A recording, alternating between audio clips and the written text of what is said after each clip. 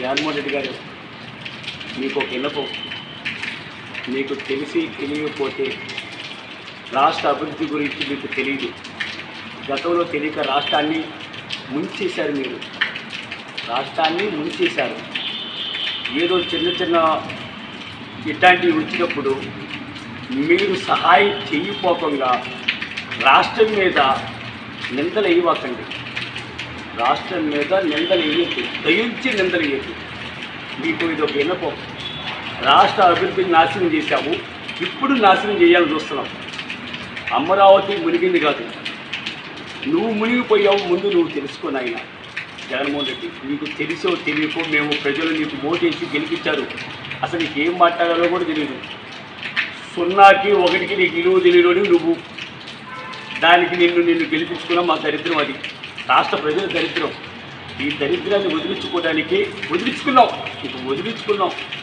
నువ్వు ఒక దరిద్రుడివి. ఈ దరిద్ర పాదాన్ని నీకు వదిలేసుకున్నావు.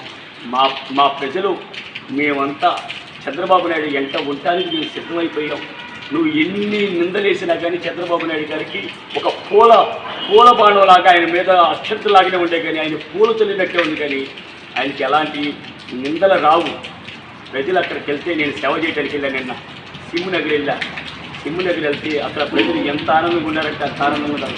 ఒక వాటర్ అనేది, నేను అబద్ధం ఆడను, ఒక వాటర్ అనేది కొద్దిగా తక్కువగా ఉందయ్యా, వాటర్ ఎక్కువ సప్లై చేయండి అని అడిగారు. వాటర్ వచ్చింది, సప్లై చేసాం. ఇవాళ చూడండి, నిన్న సాయంత్రం నుంచి 150 అగ్నిమాపక దళాలను పిలిపించి వాటర్ ఇళ్ళన్నీ శుభ్రం చేయించాడు. అది ఎప్పుడైనా నీకు తెలుసా? నీకు అలాంటివి తెలుసా? నీకు తెలియదు. నువ్వేంటంటే ఏ కాడికి దాచుకుందాం అనే ఆలోచన ఉండేవాడికి ఇట్లాంటివి తెలియదు. సంపద సృష్టించేవాడికి సంపదని ఎలా పెంచాలి, బిడ్డల భవిష్యత్తును చూసేవాడికి ఎలాంటివి తెలుస్తుంది. ఎన్టీఆర్ రామారావు గారు ఏం చేశారంటే, కూడు గుడ్డ నీడ అనే పార్టీలో నుంచి చంద్రబాబు నాయుడు గారు వచ్చారు. ఆ నీడ ఆయనకి తెలుసు, శక్తి తెలుసు. ఆయన ఆ పార్టీని కాపాడాడు. ఆ పార్టీని ఎలా కాపాడాడంటే అలాగే కాపాడాడు. దాంతో పాటు రాష్ట్రాన్ని అభివృద్ధి చెందించాడు. 1995 నుంచి 99 దాకా నేను చూశాను. 99లో ఆయన కోసం నేను సేవ చేశాను. ఆ రోజుల్లోనే ఎంతో కష్టపడి ఆయన చంద్రబాబు నాయుడు ఉంటే రాష్ట్రం బాగుంటుందని కష్టపడి పనిచేశాము. అనుకోకుండా వైఎస్ రాజశేఖర రెడ్డి పాదయాత్ర చేసి ఆయన ఏదో మంచి చేస్తారని చెప్పేసి ఓటేసి గెలిపించాము. ఆ గెలిపించడం వల్ల మీరు ఇవాళ మా రాష్ట్రంలో ఏదో మీరు మంచి చేశారేమోనని చెప్పేసి ఆయన గతంలో తెచ్చిన కంపెనీలు మీరు డెవలప్ చేశారు, కానీ మీరు ఏమీ చేయకపోగా నాశనం చేశారు. ఆయన ఏమన్నాడు? ఆయన ఆ నదులన్నీ పక్కన ఉన్న మట్టి మొత్తం మీరు దోసేసుకున్నారు. దోసేసుకున్న తర్వాత ఆ నది ఆ కట్టలు, ఆ చెరువుకున్న కట్టలన్నీ తెగిపోయి ఊళ్ళ మీద పడి మీరు చేసిన ఏదో పనికి మీరు మట్టి అమ్ముకున్న దానికి ఆ కట్టలన్నీ తెగి నాశనం అయిపోయింది. మా జీవితాలు ఇంకా నాశనం చేయవాకు. జగన్మోహన్ రెడ్డి, తెలుసో తెలియకో మీకు ఓట్లు వేసాం. దీనితోడు ఈ ఉప్పిన ఎలాగొచ్చిందో ఆ ఉప్పిని ఎలాగ ఎదుర్కోవాలో చంద్రబాబు నాయుడు గారికి తెలుసు. చంద్రబాబు నాయుడు గారికి తెలుసు. ఎలాగంటావు? భద్రాచలం దగ్గర ఒక కట్ట వేశాడు. ఆ కట్ట ఇప్పుడు కూడా ఖమ్మం జిల్లా ప్రజలు ఆయన ఒక దేవుళ్ళలాగానే కొలుస్తున్నారు. ఆ భద్రాచలం కట్ట వల్ల ఆ ఊరికి మునిగిపోట్ల ఇవాళ. అలానే మన ఆంధ్రప్రదేశ్ మన రాష్ట్రంలో కూడా ఇవాళ ఈ ఉప్పిని ఎలాగ ఎదుర్కోవాలనేది ఒక ప్లాన్ ఇవాళ ఒక ప్లాన్ చేసి బాగా చక్కగా రాష్ట్రాన్ని మనం గుంటూరు కృష్ణా జిల్లాకి ఇది ఏ రకంగా మళ్ళీ ఈ కట్టని ఎలాగేయాలి, దీన్ని ఏ రకంగా మనం సేఫ్టీ రంగంలోకి వెళ్ళిపోవాలని చెప్పేసి చేస్తాడు. అక్కడ భద్రాచలంలో ఎట్టయితే చేశాడు, ఇప్పుడు గుంటూరు విజయవాడకి కూడా అలానే చేస్తాడు. ఒక్క సంవత్సరంలోనే అలాంటివి చేస్తాడు. ఆంధ్రప్రదేశ్ సస్యశ్యామలంగా ఉంటుంది. రాష్ట్రంలో పిల్లల భవిష్యత్తు కూడా బాగుంటుంది రానున్న రోజులు. అక్కడికి వెళ్తే ఉద్యోగస్తులు ఎంత చక్కగా చేస్తున్నారంటే అంత చక్కగా చేస్తున్నారు.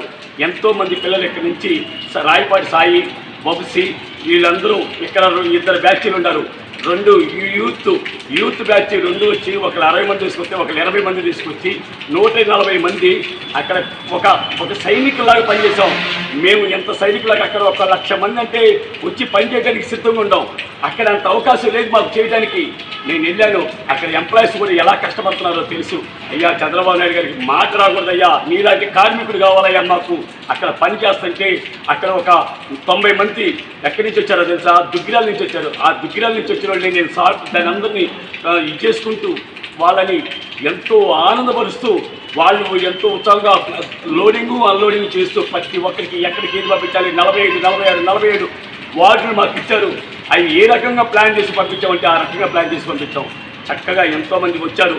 ఎంతోమంది వచ్చినా కానీ వాళ్ళు కూడా వైఎస్ఆర్ కాలనీ నుంచి వచ్చారు. వాళ్ళు కూడా నీళ్లు ప్యాకెట్లు, మళ్ళీ పలావ్ ప్యాకెట్లు, ఉప్మా ప్యాకెట్లు, ఏది కావాలంటే బిస్కెట్లు, పాలు నేను ఇచ్చాను. స్వయంగా నా చేతితో ఇచ్చాను. ఎందుకంటే కొంతమంది పడవలు వచ్చారు, వాళ్ళు కూడా ఇచ్చే నేను అయ్యా మాకు రాలేదు తీసుకెళ్ళండి రా పైన ఒక 50 మంది కుర్రోళ్ళు కూర్చోబెట్టి అక్కడ ఏది కావాలంటే అది ఇప్పించావు. ఆహారం కావాల్సినంత వచ్చింది, నీరు కావాల్సినంత వచ్చింది. నువ్వు లేనిపోయిన నిందలేసి చంద్రబాబు నాయుడు గారి మీద నిందలేసి నాశనం చేయించిన బాబా మా రాష్ట్రాన్ని. ఆయన ఒక సైనికుడు, ఆయన సైనికులతో పాటు మేము 60 లక్షల మంది సైనికులు ఉన్నాం. రాష్ట్రాన్ని మేము అభివృద్ధి చెందడానికి మేము ఉండాం, కానీ రాష్ట్రాన్ని ఎలా కాపాడుకోవాలో మా సైనికులకు తెలుసు. అలానే చంద్రబాబు నాయుడు గారికి ఎలాంటి ఇబ్బంది లేకుండా మేము చేస్తాం. మీరు ఏది ఆయన మీద ఒక్క నింద కూడా పడినాయో మేము ఒక శక్తి, మేము ఆయన మహాశక్తి అయినా మాకు అలాంటి నాయకుడు దొరకడం మాకు ఒక అదృష్టం. మీఎస్బిటి ఎదవులు వచ్చి రాష్ట్రాన్ని ఎప్పుడు నాశనం చేసేస్తున్నారు. అయ్యా నిన్ను జన్మలో కూడా తలుసుకోకూడదని ప్రజలు జన్మలో కూడా తలుసుకోకూడదని జగన్మోహన్ రెడ్డిని నేను కోరుకుంటూ ఈ ఆజ్ఞ పాటించాలని చెప్పేసి ప్రజలు కూడా కోరుకుంటున్నాను. ఈ ఎంప్లాయీస్ కోరుకుంటున్నాను, మీలో ఎమ్మెల్యేలు కూడా కోరుకుంటున్నాను. మీరందరికీ మీకు ఒకే విన్నపం చేస్తున్నాను. అతని వల్ల రాష్ట్రం మునిగిపోయింది మీరు తెలుసుకుని మీరు ఆయనతో కలిసి ఉండండి, లేకపోతే రాష్ట్రం నాశనం అయిపోతుంది. మీరు కలిసి ఉన్నారా మన రాష్ట్రాన్ని మనమే నాశనం చేసుకున్నాం అవుతాం. అతనికి మర్చిపోయారు, ప్రజలే మర్చిపోయారు. మీరు ఎంతమంది వెళ్ళినా కానీ ఒక సముద్రంలో ఒక బొత్తు లాంటి వాళ్ళు మీరు సైనికులు ఇవాళ 5